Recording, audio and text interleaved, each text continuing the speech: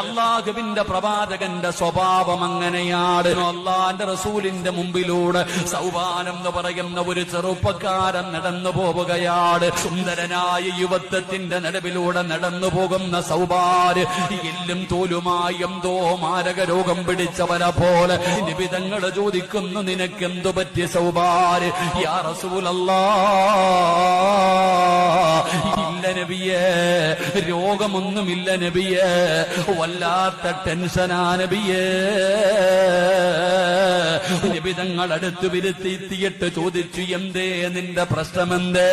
യാ റസൂലല്ലാഹ്, അങ്ങയുടെ മുന്നിൽ വരുമ്പോ എനിക്ക് പ്രശ്നമൊന്നുമില്ല, സന്തോഷമാണ്, സമാധാനമാണ്. അങ്ങയെ കാണാതെ വന്നാ എനിക്ക് പറ്റുന്നില്ല നബിയേ, എനിക്ക് ടെൻഷനാകുന്നു നബിയേ.